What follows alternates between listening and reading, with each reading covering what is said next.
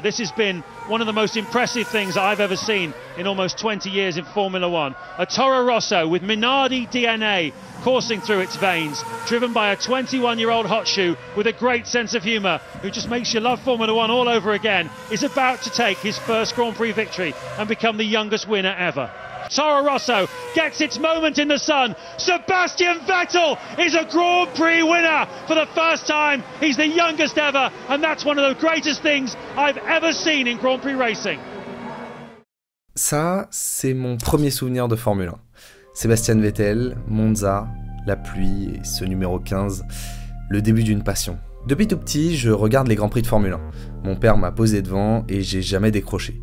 Aujourd'hui, je rêve d'en faire mon métier, mais pas vraiment derrière un volant, plutôt derrière un micro. Pour autant, j'ai toujours eu l'envie d'essayer, de me mettre à la place des pilotes, de comprendre ce qu'ils ressentent à la fois derrière un volant, mais aussi au fond d'un baquet à 20 cm du sol. Et le 18 mai dernier, pour la première fois de ma vie, j'ai eu la chance de monter dans une et même 2 monoplaces, et c'est cette expérience que je voulais vous raconter aujourd'hui. Ce stage de pilotage, puisque c'est comme ça qu'il faut l'appeler, a été rendu possible par des gens que j'aime du plus profond de mon cœur, et je sais que vous regardez cette vidéo, alors merci, vraiment merci, c'était juste fou.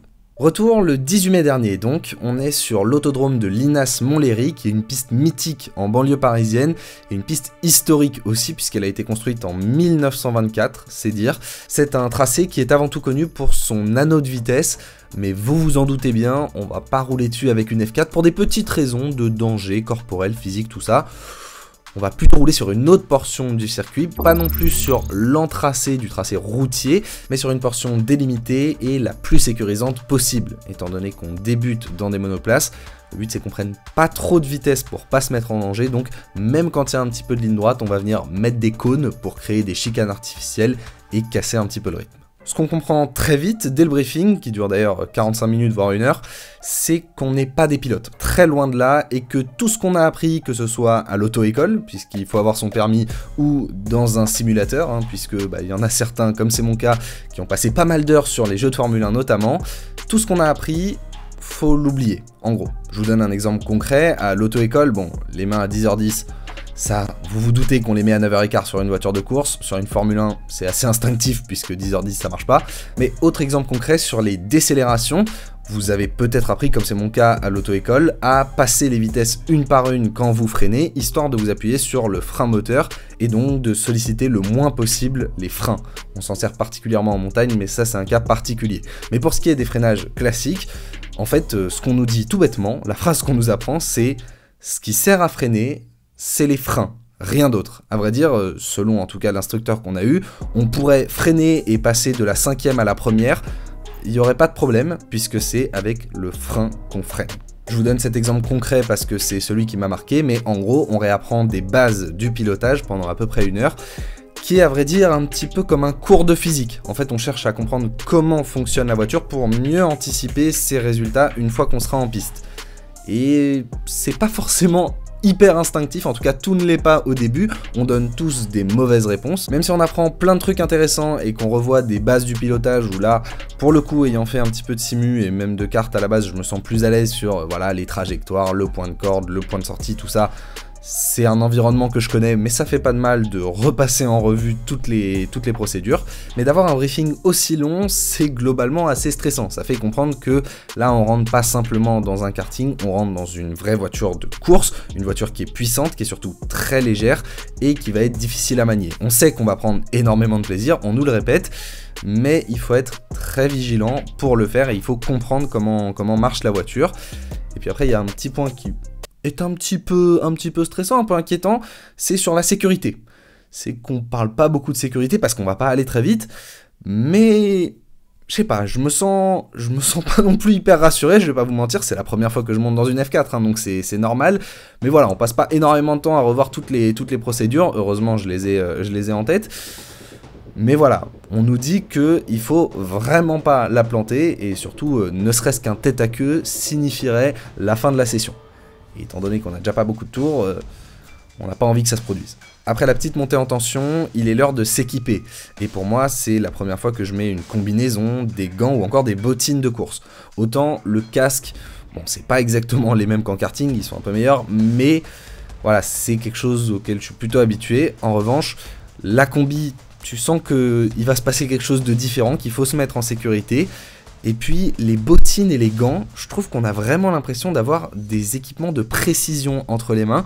Je m'attendais à ce que ce soit pas très confortable, que ce soit des gros gants, que les bottines au contraire serrent énormément les pieds. Et en fait, c'est vachement agréable et tu te sens beaucoup plus précis une fois installé. Dernier élément de protection, et c'est sans doute le plus important, c'est la première fois de ma vie que j'avais un Hans autour des épaules. Et autant j'ai vu cette protection de cou toute ma vie, autant je savais pas vraiment comment ça fonctionnait, ou plutôt en quoi est-ce que ça nous empêchait de tourner la tête. Parce qu'une fois qu'on l'a mis autour des épaules, certes, c'est accroché au casque, mais on peut quand même, sans trop de problème, tourner la tête. En fait, la petite subtilité, c'est qu'une fois que vous êtes installé au fond du baquet, on serre, déjà les ceintures on les serre très très fort, mais on les serre sur le Hans. Et donc le Hans est bloqué, et dès que vous essayez de tourner la tête, elle est bloquée. Franchement, c'est impossible de regarder sur le côté. J'ai essayé un petit peu par des réflexes de conduite casuelle de regarder derrière moi quand je partais. C'est pas possible. Bon, passé la partie équipement et installation, je vous disais que j'avais piloté 2 voitures. Et effectivement, j'ai commencé sur une Formule Renault Campus avant de passer sur la Formule 4. Et j'avais d'abord envie de vous parler de la Formule Renault. La première chose que je voulais dire sur cette voiture, c'est que moi j'ai toujours entendu dire que lorsqu'on s'installait dans une monoplace, on avait l'impression d'être allongé sur le sol. Et bizarrement, quand je me suis assis dans la Formule Renault, bah c'était pas vraiment le cas. En fait, j'étais un petit peu comme là dans ce simulateur. Oui, je suis un petit peu courbé, bien sûr, mais je suis pas allongé non plus. Bon, ça m'a un petit peu surpris, mais c'était pas le plus complexe à gérer. Le plus complexe à gérer sur cette voiture, c'est que c'est une boîte manuelle. Alors comme sur toute monoplace, ou en tout cas toutes les monoplaces à l'heure actuelle à ma connaissance, c'est une boîte séquentielle, c'est-à-dire qu'on est obligé de passer les rapports un par un, contrairement à votre voiture de tous les jours où vous pouvez passer de la 5e à la première d'un coup. Si vous êtes au bon régime, c'est pas un problème. Là, vous avez une petite poignée sur la droite qu'il faut tirer assez fort pour monter la vitesse et pousser pour la baisser. Et mine de rien, ça c'est un point stressant en plus parce que j'avais pas pensé au fait que j'allais m'installer dans une monoplace et devoir gérer un passage de rapport avec un embrayage. Mais bon, finalement, une fois installé, on galère un petit peu à démarrer, notamment à passer la première, mais en fait ça se fait assez vite. Et de toute façon, on roulait tout le temps en 4e. Donc une fois qu'on était parti, il n'y avait plus à toucher à ça. Mais il y avait quand même ce petit stress de est-ce que je vais réussir à trouver le point de patinage? Est-ce que je vais réussir à démarrer? Bon, oui, ça l'a fait. Bon, allons-y. Concentration. Rapide. Je suis rapide. Un vainqueur, 42 perdants. J'en fais qu'une bouchée à mon petit déjeuner des perdants. En parlant de petit déjeuner, un bon petit déj, ça me ferait peut-être du bien.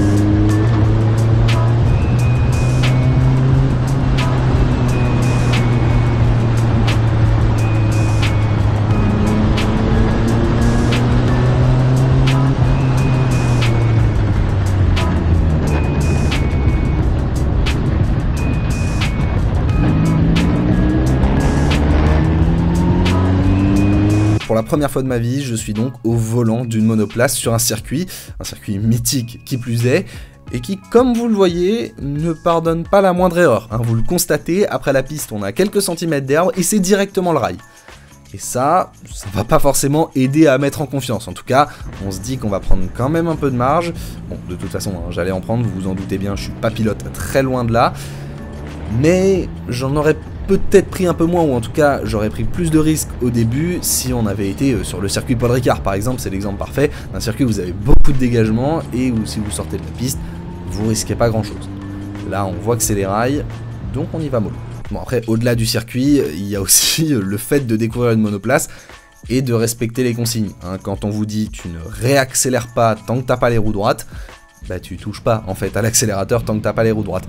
Même si parfois, ayant fait pas mal de simulateurs, j'avais l'impression que je pouvais réaccélérer plus tôt, je n'allais pas prendre ce risque. Vous vous en doutez bien, c'est la première fois que j'étais dans une monoplace et je savais pas comment ça se comportait. C'était ça peut-être le plus perturbant au début, c'est que, comme je disais, ayant pas mal d'heures dans un simulateur, j'ai l'impression de comprendre comment la voiture va réagir. Et en fait non, en fait je le sais pas. Alors oui, il y a certains moments où moi je me dis tiens, elle fait ça comme j'imagine qu'elle va le faire, donc bah oui, c'est comme ça qu'elle va réagir. Mais c'est justement là qu'on peut faire une erreur. Et pour être très honnête avec vous, une erreur, j'en ai fait une. C'est-à-dire qu'au début, j'ai commencé à aller de plus en plus vite à chaque tour. Rien de fou. Encore une fois, je suis pas pilote, très loin de là.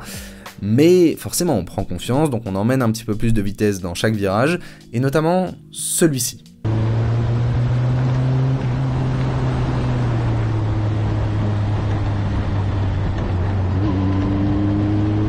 Alors vous le voyez, c'est un virage complexe où le point de corde matérialisé par le cône à l'intérieur est très tardif. C'est vraiment un virage où on peut pas partir à la faute parce qu'il y a un rail en sortie. Donc même s'il est kiffant quand vous passez vite, il faut pas se planter. Et en fait, pendant les premiers tours, j'étais plutôt en confiance. Donc je freinais sur la zone de freinage. Mais une fois que je voyais que ma vitesse était suffisante pour passer, je tournais et je relâchais les pédales. Et là a été ma grosse erreur. En fait, c'est probablement le plus gros enseignement que je vais retenir de cette journée sur le plan du pilotage, c'est qu'il faut toujours se servir du frein pour faire piloter la voiture. On tient le frein jusqu'au point de corde quasiment, en tout cas de ce que j'ai constaté. Et ça, je l'avais pas forcément en tête. Moi, une fois que la vitesse me paraissait bonne pour prendre le virage, j'enclenchais et je laissais la voiture filer en roue libre. Parce que la roue libre, c'est quelque chose qu'on apprend sur les jeux de Formule 1, justement, erreur du simulateur. Ça m'a donné cette impression que je pouvais gérer mon virage au volant, comme on me l'a rappelé une fois que j'ai été rappelé au stand. Bah oui, forcément, tu fais une bêtise, donc on vient te gronder un petit peu et surtout t'expliquer ce que tu fais de mal.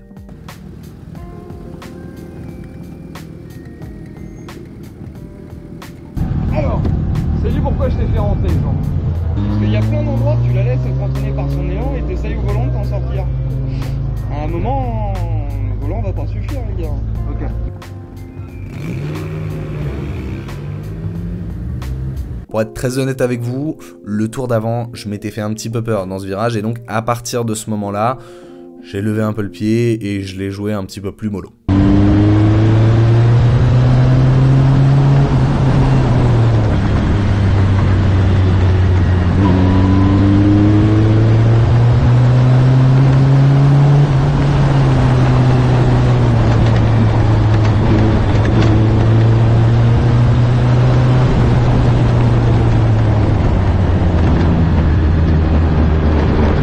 Mais bon, au-delà de ça, première fois dans une monoplace, le feeling est dingue. Franchement, c'est impressionnant de par la position, le fait de rien voir autour, il n'y a pas de rétroviseur quand même, donc t'apprends les procédures, par exemple le drapeau bleu, donc tu surveilles l'endroit où il y a des commissaires, on t'agite un drapeau bleu, hop, tu t'écartes, tu vas un petit peu plus loin sur la piste, il y a un chemin spécial pour laisser passer les voitures plus rapides, mais ça permet aussi de faire une grosse réaccélération après, et ça c'était pas mal.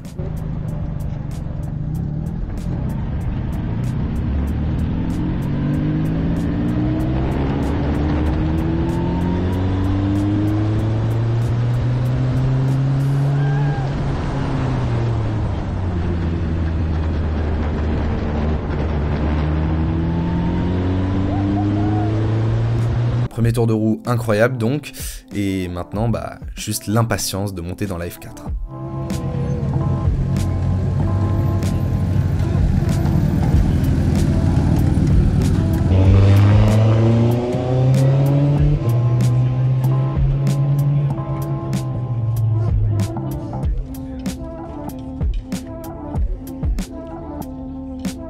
Cette Formule 4, vous le constatez, c'est pas le modèle le plus récent, hein. On n'a pas de halo autour de nous, il n'y a pas le budget du GP Explorer non plus. C'est une Formule 4 de chez Signatech qui a quelques années, je ne saurais pas vous dire exactement de quand elle date, mais par exemple on a un volant rond et on n'a pas non plus d'écran sur le volant. Néanmoins, ça reste une machine impressionnante. Et en m'installant, ça y est, j'ai enfin ressenti ce que je m'attendais à ressentir dans une monoplace, le fait d'être allongé. Et là, pour le coup, vraiment, je m'y attendais, hein, mais ça m'a quand même choqué. On est... Ouais, quand je vous dis allongé, c'est pas une blague, on a les fesses qui sont sous le niveau des jambes. Les jambes sont relevées, et puis sur ce que vous voyez devant vous, le haut du volant est à peu près à la hauteur des yeux. Donc c'est-à-dire qu'il faut lever le regard pour aller chercher très très loin, et autant vous dire que l'aileron avant, vous l'apercevez pas du tout, c'est à peine si vous voyez les pneus. Cette position est à la fois impressionnante et en même temps grisante. Franchement, c'est à la fois le sentiment d'être cloisonné, mais en même temps le sentiment de maîtriser un engin qui, mine de rien, est assez puissant. On parle quand même de 170 chevaux, sachant que c'est une voiture qui fait moins de 500 kg. C'est une belle bête. Alors une nouvelle fois pour démarrer, il faut trouver le point de patinage sur l'embrayage, hein, oui c'est comme ça qu'on quitte le neutre, mais après c'est des palettes au volant. Et cette fois on avait le droit de jouer entre la 3e et la 4e, et c'est dingue en fait, juste le fait de rétrograder et de passer une vitesse, c'est presque ce que j'ai trouvé le plus fou sur l'ensemble de la session. C'est... Alors oui bien sûr, hein, j'ai l'habitude, là j'ai un volant devant moi, voilà, je sais faire. Mais de sentir la voiture qui presque recrache sa puissance, c'est impressionnant.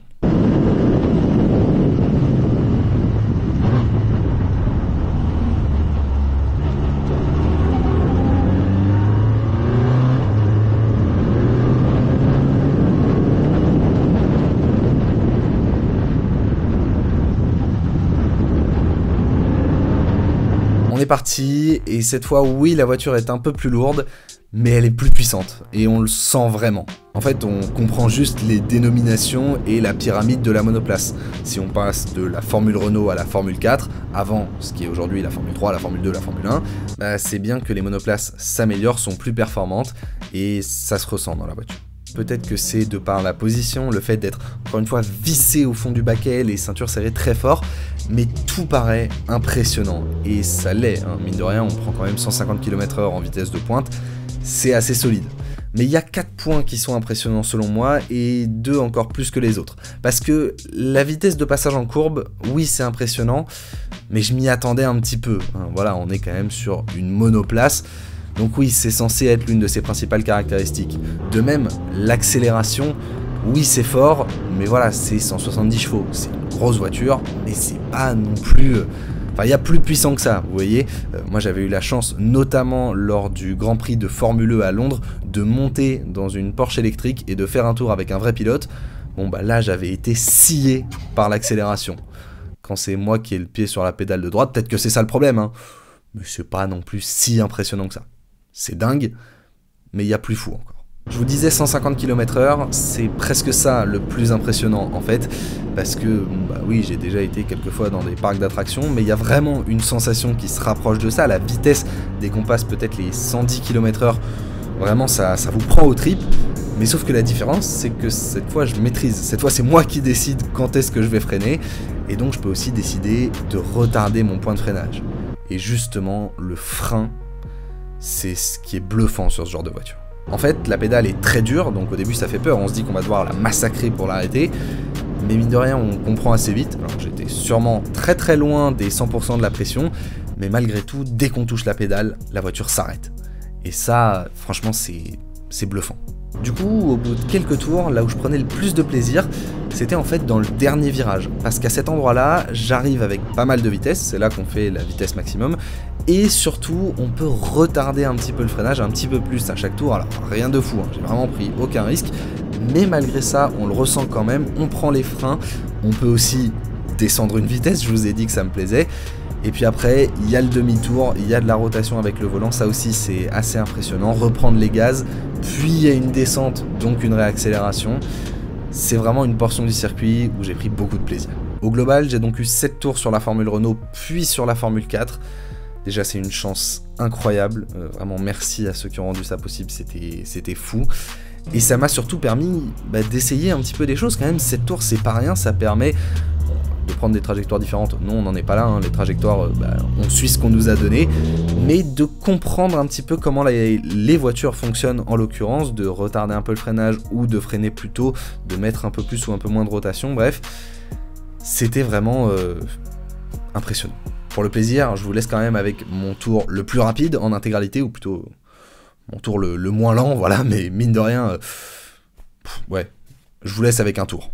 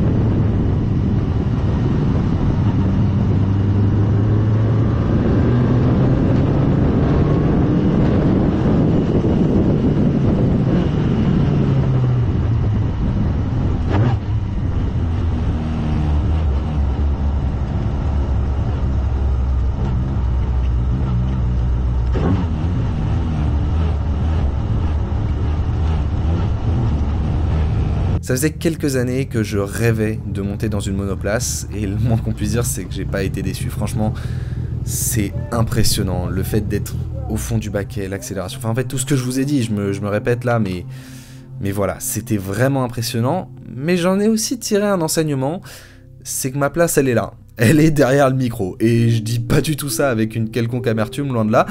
Juste, j'ai réalisé que moi j'étais pas prêt à prendre les risques que prennent ces pilotes, à pousser une machine à sa limite, à passer aussi près des rails, à escalader des vibreurs. C'est pas fait pour moi. Moi j'ai plutôt envie de raconter l'histoire de ceux qui ont ce courage.